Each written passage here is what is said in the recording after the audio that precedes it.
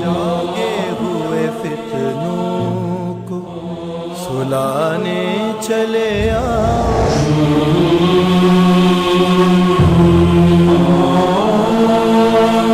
قادر مطلق کی تم ہی آخری حجت،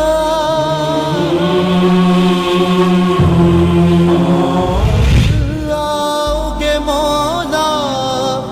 یہ بتانے چلے آؤ۔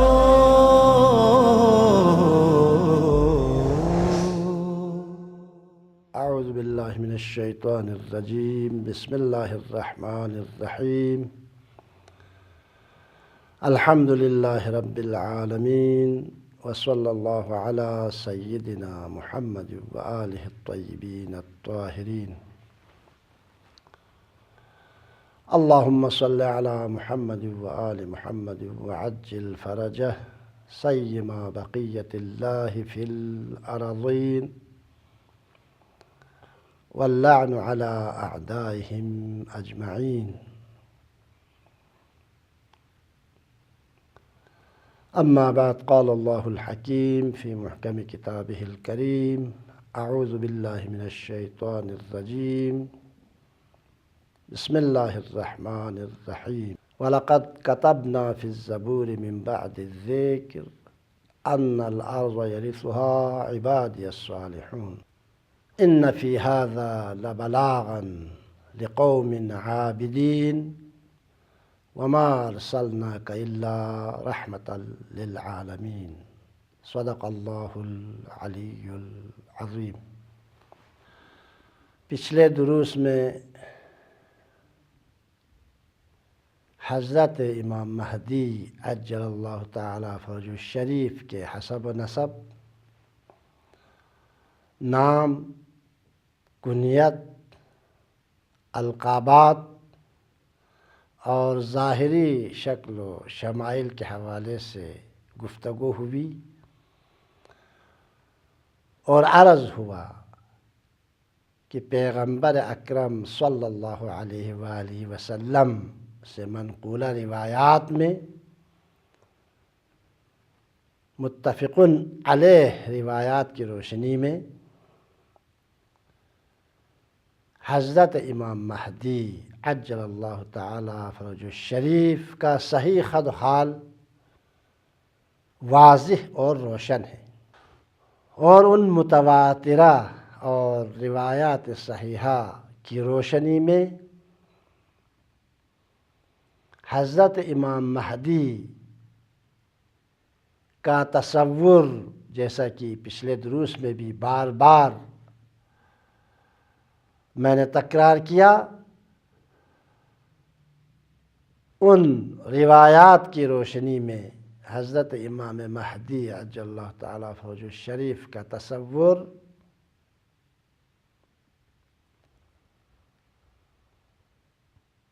صرف عقیدے کے حد تک نہیں ہے، بلکہ حضرت امام مہدی عجل اللہ تعالی فرجہ الشریف ایک معین اور مشخص انسان ہے، اور آپ کے والد گرامی پیغمبر اکرم صلی اللہ علیہ وآلہ وسلم کے 11ویں جانشین اور مسلمانوں کے 11ویں پیشوا اور شیعوں کے 11ویں امام حضرت امام حسن عسکری علیہ السلام ہے۔ آج کے درس میں حضرت امام مہدی عجل اللہ تعالی فرجہ الشریف کی ولادت کی تاریخ اور آپ کی ولادت کی کیفیت کے بارے میں انشاءاللہ کچھ عرائض آپ سامعین اور ناظرین کی خدمت میں پیغمبر اکرم صلی اللہ علیہ وآلہ وسلم، ائمہ طاہرین کی احادیث اور تاریخی حقائق کی روشنی میں عرض کرنے کی انشاءاللہ کوشش کروں گا۔ مسلمانوں کے پیشوا، آخری پیشوا، خدا کے آخری حجت، رسول اللہ کے آخری جانشین، سن 255 ہجری شعبان المعظم کی 15ویں تاریخ کو عراق کے شہر سامرہ میں پیدا ہوئی۔ آپ کے والد گرامی حضرت امام حسن عسکری علیہ السلام ہیں، اور آپ کی والدہ گرامی حضرت نرجس خاتون ہیں۔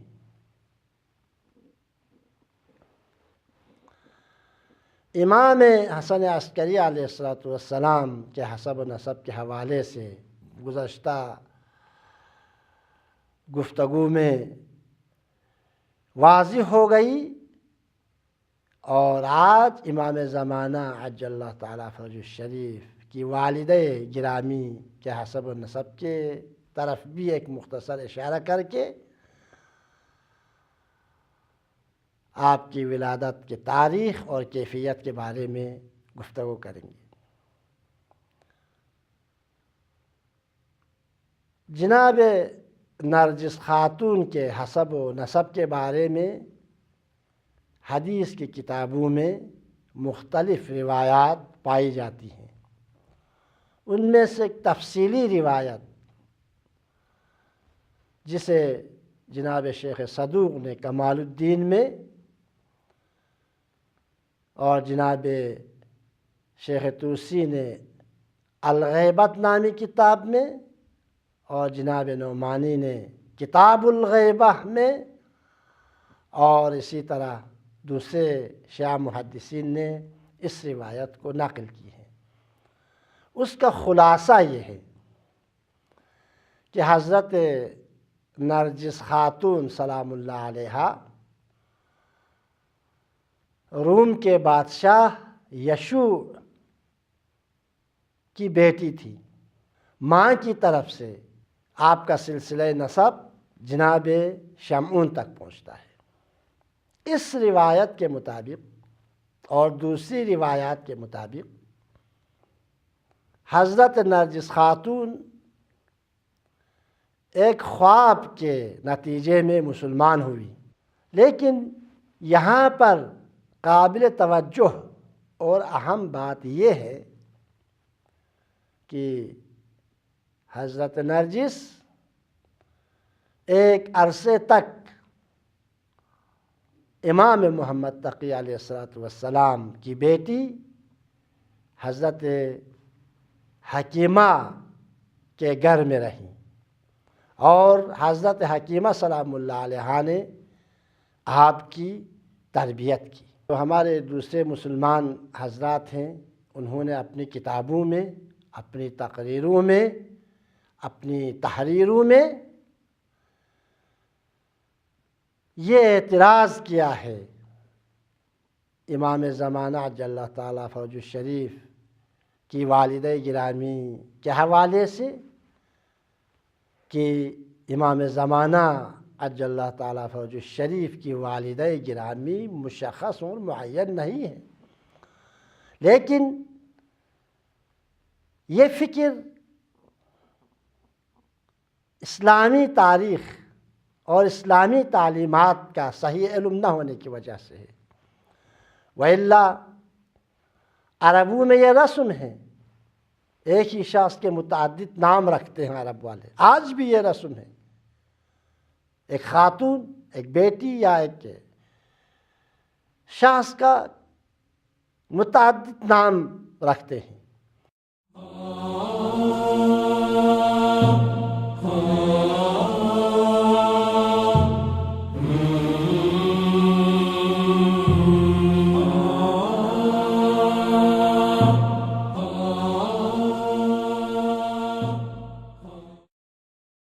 لہذا جناب نرجس خاتون کے بھی متعدد نام حدیث کی کتابوں میں ذکر ہوئی ہیں، جناب شیخ صدوق نے کمال الدین میں آپ کے 4-5 نام ذکر کیے ہیں، ان میں سے آپ کے ناموں میں سے ایک نام سیقل ہیں، ایک سوسن ہیں، ایک جو مشہور نام ہے وہ نرجس ہے۔ لہذا متعدد نام کا ہونا کسی شخصیت کے ابہام کا سبب نہیں بنتا۔ اور جناب نرجس خاتون کی متعدد کنیت بھی حدیث کی کتابوں میں ذکر ہوئی ہے، متعدد القاب بھی حدیث کی کتابوں میں ذکر ہوئی ہے۔ ان میں سے ایک سیدہ زمان، سیدہ دوران، ام الحجہ یعنی حجت خدا کی ماں، امینۃ الحجہ حجت خدا کے امانت دار، بطول عصر، صدیقہ زمان، اور ملکہ رومہ سلام اللہ علیہا آپ کے مشہور القابات میں سے۔ اور امام زمانہ عجل اللہ تعالیٰ فرجہ الشریف نے سن 255 ہجری شعبان کی 15 تاریخ کو ولادت پائی۔ یہ ولادت کی تاریخ اور آپ کی والدہ گرامی کے حوالے سے۔ ولادت کی کیفیت، پیغمبر اکرم صلی اللہ علیہ وآلہ وسلم سے متواتر روایات نقل ہوئی ہے، جس میں آپ نے فرمایا خلفائی 12، میرے 12 خلیفہ اور 12 جانشین ہوں گے۔ ان احادیث کو ہم نے تفصیلاً امامت کی ضرورت کی بحث میں نقل کر چکے ہیں، صرف یہاں تذکر کے طور پر مطالب میں ربط ایجاد کرنے کے لیے۔ میرے 12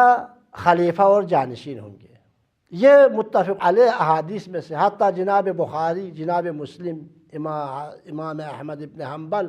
صحاح ستہ کے تمام صحاح ستہ کے مصنفین نے اور اہل سنت کے تمام محدثین نے، صرف جناب طبرانی نے المعجم الاوسط نامی کتاب میں، المعجم الکبیر میں تکراری احادیث کو حذف کرتے ہوئے 18 حدیثیں اسی مضمون کے مختلف تعبیرات کے ساتھ نقل کی ہیں، جمع کی ہیں۔ پیغمبر نے فرمایا تھا میرے 12 جانشین ہوں گے، اور ان 12 میں سے 12 جانشینوں میں سے آخری جانشین میرے ہم نام ہوں گے، جو کل کے درس میں ہم نے تفصیل کے ساتھ اس کی وضاحت کی۔ اور میرے آخری جانشین کے ہاتھوں ظلم کی بلڈنگ اور ظلم کی عمارت زمین بوس ہو جائیں گی، اور میرے آخری جانشین کے وسیلے سے خداوند متعال ظالموں سے انتقام لے گا، ان کے ظلم کا حساب لے گا، اور اس زمین کو ظلم و جور سے پاک کر دیں گے، جبکہ وہ ظلم و جور سے بھر چکی ہوگی۔ یہ حدیثیں متواتر احادیث ہیں۔ اور بنی امیہ اور بنی عباس کے خلفاء اور بادشاہ ان حدیث کو صحیح طریقے سے سمجھ چکے تھے، ان احادیث کے مضمون کو۔ لہذا حضرت امام محمد تقی علیہ السلام کے زمانے سے خلفاء بنی عباس نے ائمہ علیہم السلام پر پابندیاں لگانی شروع کر دی، اور سختی کے ساتھ پابندیاں لگائی، اور حضرت امام محمد تقی علیہ السلام کو مدینے میں رہنے کی اجازت نہیں دی، آپ کو سامرہ میں زندگی گزارنے پر مجبور کر دیا۔ اور اس کے بعد حضرت امام علی النقی علیہ السلام کو، چونکہ سامرہ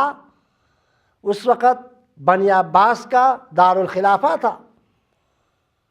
بادشاہ کے محل کے ساتھ ہی رہنے پر مجبور کر دیا۔ تاریخ میں مفصل اس سلسلے میں گفتگو ہوئی ہے، مورخین نے نقل کی ہے، یہاں تک کہ پیروان اہل بیت کو امام حسن مجتبی علیہ السلام سے، امام حسن عسکری علیہ السلام سے علناً ملنے کی اجازت نہیں تھی، اور حضرت امام حسن عسکری علیہ السلام نے بھی اپنے ماننے والوں کے لیے پیغام بھیجا تھا، جب میں کہیں آگے سامرہ میں آگے پیچھے اگر مجھے گزرنا ہوا خلفائے وقت کے ساتھ، تو کھل کے سلام تک نہ کرنا، اس لیے کہ جان کا خطرہ ہے ان کے لیے۔ نہ صرف یہ پابندیاں لگا دی، نہ صرف 3 اماموں کو خدا کے آخری حجت اور پیغمبر کے آخری جانشین کی ولادت کو روکنے کی خاطر نہ صرف ان پر پابندیاں لگا دی گئی، بلکہ امام حسن عسکری علیہ السلام کے گھر پر خواتین اور مردوں میں سے جاسوس حکومت کی طرف سے جاسوس رکھ دیا گیا، تاکہ اور ان کو یہ حکم دیا گیا کسی کو امام حسن عسکری علیہ السلام سے رفت و آمد کی اجازت نہ دے، اور خصوصی طور پر امام حسن عسکری علیہ السلام کے کنیزوں پر خصوصی طور پر نظر رکھیں۔ تاریخ کے نقل کے مطابق حضرت امام حسن عسکری علیہ السلام کی متعدد کنیزیں تھیں، ماریہ ہیں، نسیمہ ہیں، سوسن ہیں، اور درجنوں کنیزیں تھیں، لہذا مختلف کنیزوں کو، مختلف خواتین کو ان پر جاسوس بنا کر رکھ دیا گیا، اور ان کو سختی کے ساتھ تاکید کی گئی تھی اگر کسی کنیز میں حمل کے آثار نظر آئے تو حکومت کو رپورٹ پیش کریں۔ اور طبیعی بات ہے اس قسم کے سخت ماحول میں خدا کے آخری حجت کی ولادت مخفیانہ طور پر ہو، اسی لیے تاریخ کے نقل کے مطابق حضرت امام حسن عسکری علیہ السلام نے بھی حضرت امام مہدی عجل اللہ تعالیٰ فرجہ الشریف کی ولادت کو مخفی رکھا، جس طرح چونکہ پیغمبر گرامی اسلام یہ پیشن گوئی کر چکے تھے پہلے، میرے آخری جانشین کی ولادت مخفیانہ طریقے سے ہوگا اور وہ غیبت کے پردے میں چلا جائے گا، اور امام حسن عسکری علیہ السلام نے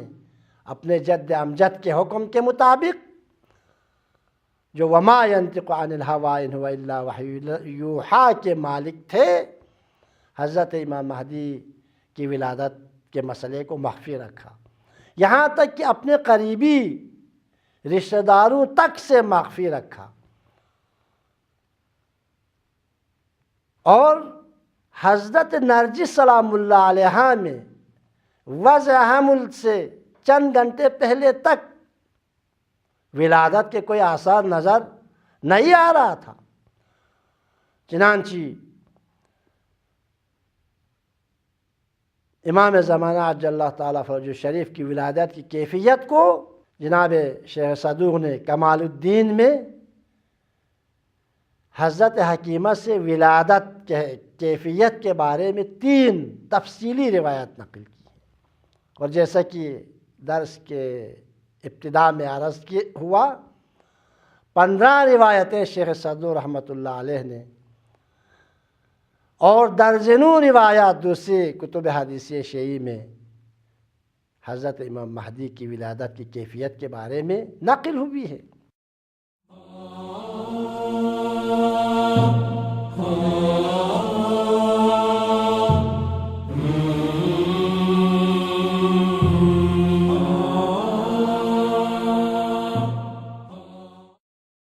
اور ان حدیث میں سے پہلی حدیث جو بہت طولانی ہے، 4 صفحات پر مشتمل ہے، ولادت کی کیفیت کو تفصیل کے ساتھ بیان کی ہے،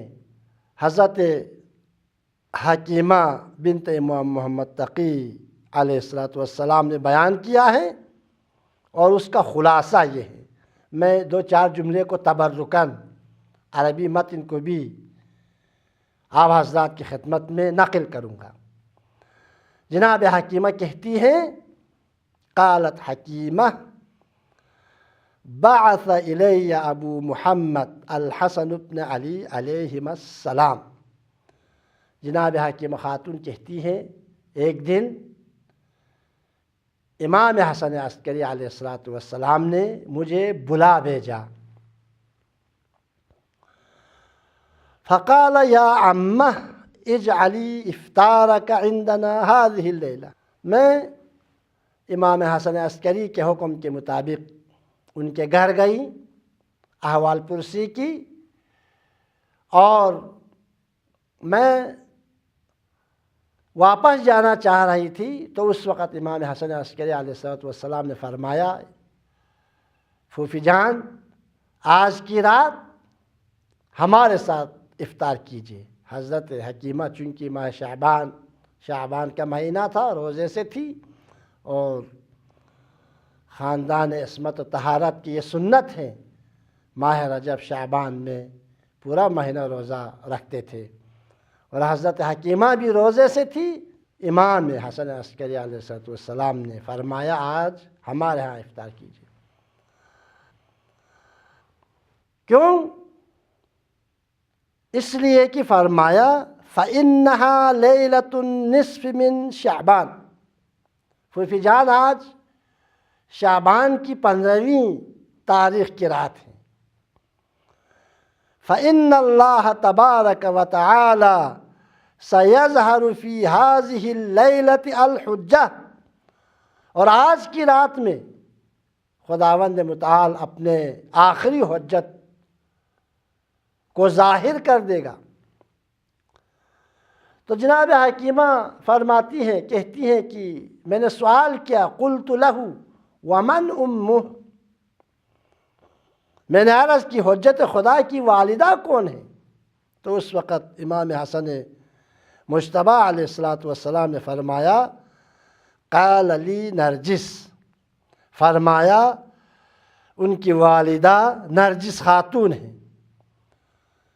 حضرت حکیمہ کہتی ہے کہ میں نے عرض کی، فرزند رسول، قلت لہ،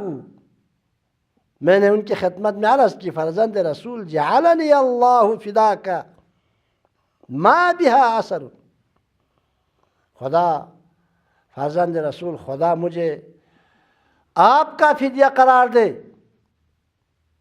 نرجس میں تو حمل کے کوئی آثار نظر نہیں آ رہا ہے۔ تو جناب حکیمہ کہتی ہیں، فقال، اس وقت امام حسن عسکری علیہ السلام نے فرمایا، پھوپھی جان حقیقت وہی ہے جو میں آپ سے کہہ رہا ہوں، بات وہی ہے جو میں نے کہی ہے۔ آج کی رات رسول اللہ کے آخری جانشین، مسلمانوں کے آخری امام، خدا کے آخری حجت اس دنیا میں تشریف لائیں گے۔ بہت طولانی حدیث ہے، میں خلاصہ کرتا ہوں۔ حضرت حکیمہ کہتی ہے کہ میں نے نماز عشاء پڑھی، مغرب و عشاء پڑھی، پھر افطار کی، پھر سو گئی، اور صبح کے قریب نماز شب کے لیے اٹھی، نماز شب پڑھی، پھر اس کے بعد تعقیبات پڑھی، پھر اس کے بعد سورہ یاسین اور سورہ حامیم سجدے کی تلاوت کی، پھر نرجس خاتون کے احوال پرسی کے لیے گئی، تو وہ ایسے ہی سو رہی تھی۔ پھر کچھ دیر بعد نرجس خاتون بھی بیدار ہو گئی،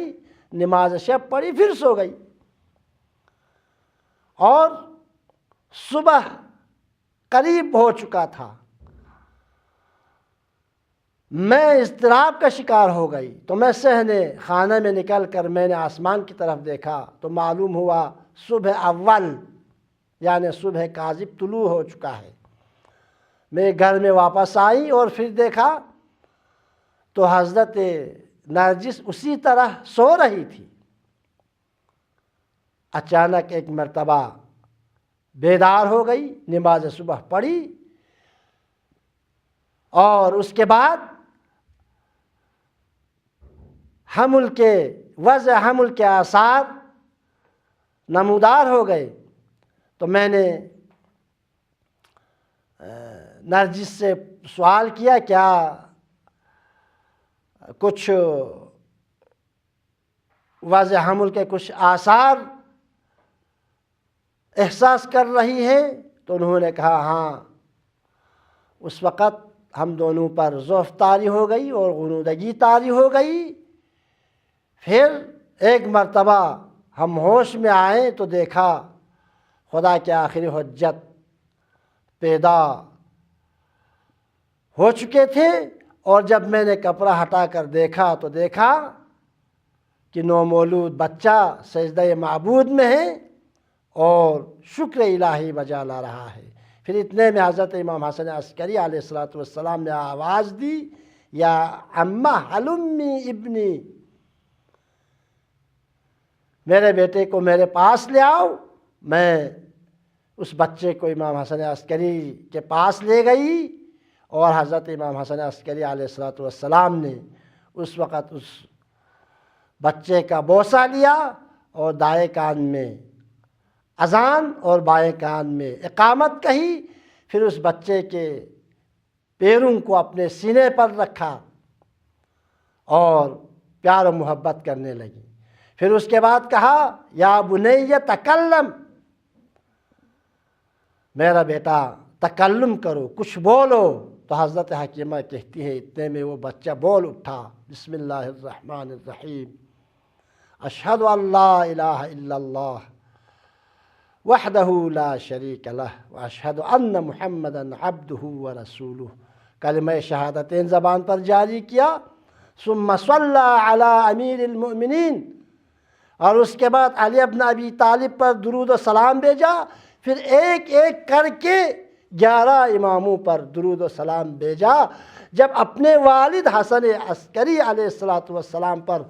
درود و سلام بھیجا اور اپنے والد پر درود و سلام بھیج کر رک گئے اور چپ ہو گئے۔ پھر حضرت حکیمہ خاتون کہتی ہے امام حسن عسکری نے مجھے حکم دیا اس بچے کو اپنی ماں کے پاس لے جاؤ۔ میں نے بچے کو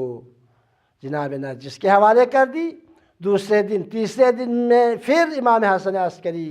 کی خدمت میں حاضر ہوئی اور بچے اور جناب نرجس کے حالات سے آگاہی حاصل کی۔ پھر 7ویں دن جب میں تیسری دفعہ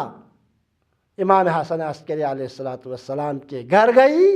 تو دیکھا امام حسن عسکری علیہ السلام اپنے بچے کو گود میں لیے ہوئے ہیں۔ میں نے سلام کی، احوال پرسی کی، اور اس بچے کو دیکھ کر مجھے بہت خوشی ہوئی، اور اس کی میرے دل میں اس کی محبت پیدا ہو گئی، اور میں نے اس بچے سے پیار و محبت کی۔ تو اس وقت حضرت امام حسن عسکری علیہ السلام نے فرمایا تکلم یا ابنی، دوبارہ فرمایا بیٹے کچھ بولو، کچھ بولو اور تکلم کرو۔ حضرت حکیمہ خاتون فرماتی ہیں اس وقت حضرت حکیمہ خاتون سلام اللہ علیہ فرماتی ہیں اس وقت اس بچے نے تکلم کی اور کہا بسم اللہ الرحمن الرحیم وَنُرِيدُ أَن نَّمُنَّ عَلَى الَّذِينَ اسْتُضْعِفُوا فِي الْأَرْضِ وَنَجْعَلُهُمْ أَئِمَّةً وَنَجْعَلُهُمُ الْوَارِثِينَ۔ اس آیت کی تلاوت کی، سورہ قصص کی 5ویں آیت ہے۔ خداوند متعال ارشاد فرما رہے ہیں ہم چاہتے ہیں جن لوگوں کو زمین میں کمزور کر دیا گیا ہے، جن لوگوں کو زمین میں کمزور بنا دیا گیا ہے، ان پر احسان کریں، ان نمن علیہم، ان نمن علی الذین استضعفوا ونجعلہم ائمۃ ونجعلہم الوارثین۔ اور ہم چاہتے ہیں ان مستضعفین کو اپنا پیشوا بنا دے، لوگوں پر، لوگوں کا امام قرار دے، لوگوں کا پیشوا بنا دے، اور میری زمین کا وارث قرار دیں۔ وَنُرِيَ فِرْعَوْنَ وَحَامَانَ وَجُنُودَهُمَا مِنْهُمْ مَا كَانُوا يَحْذَرُونَ، اور فرعون اور حامان اور ان کے لشکر کو انہی کمزور لوگوں کے ذریعے سے، انہی کمزور لوگوں کے ہاتھوں وہ منظر دکھلائے ما کانوا یحذرون، جس سے وہ ڈر رہے تھے۔ انشاءاللہ اس کی وضاحت ہم بعد میں کریں گے، وقت ختم ہو رہا ہے۔ پھر حضرت حکیمہ فرماتی ہیں اس کے بعد ہر 40 دن کے بعد، ہر 40 دن ایک بار میں امام حسن عسکری علیہ السلام کے گھر جاتی تھی، اور ابو محمد عسکری علیہ السلام اپنے فرزند کو مجھے دکھلاتے تھے۔ مختصر یہ ہے کہ شعبان المعظم کی 15 تاریخ کو خدا کے آخری حجت اور پیغمبر کے آخری جانشین اور مسلمانوں کے آخری امام نے شہر سامرہ میں ولادت پائی، اور اس طرح مہتاب امامت کے حسن سے خانہ حسن عسکری منور ہو گیا۔ عدل مسکرایا، باطل گھبرایا، اور قرآن مجید نے السلام علیک یا شریک القرآن کہہ کر احترام کیا، اور جن و انس نے السلام علیک یا امام الانس والجان کہہ کر آداب بجا لائے، اور ایمان نے السلام علیک یا مظہر الایمان کہہ کر گردن جھکائی، اور زمانے نے السلام علیک یا صاحب العصر والزمان کہہ کر آپ کا استقبال کیا۔ ابھی 5 سال کی عمر تھی، پھر نور خدا کو بجھانے کی کوششیں شروع ہو گئی، تو پروردگار عالم نے اپنے وعدے کے مطابق اپنے آخری نور کو، اپنے آخری حجت کو، اپنے آخری امام کو، پیشوا کو کی حفاظت کا بندوبست غیبت کی شکل میں کر دیا۔ بس یہیں سے غیبت صغرا شروع ہوتا ہے، اور اس کے 70 سال کے بعد غیبت کبریٰ شروع ہوئی ہے، اور زمانہ غیبت کے مکمل ہو جانے کے بعد خدا کے آخری حجت اور خدا کا آخری نور حکم خدا سے ظہور فرمائیں گے، اور زمین کو اسی طرح عدل و انصاف سے بھر دیں گے جس طرح وہ ظلم و جور سے بھر چکی ہوگی انشاءاللہ۔ والسلام علیکم ورحمۃ اللہ وبرکاتہ۔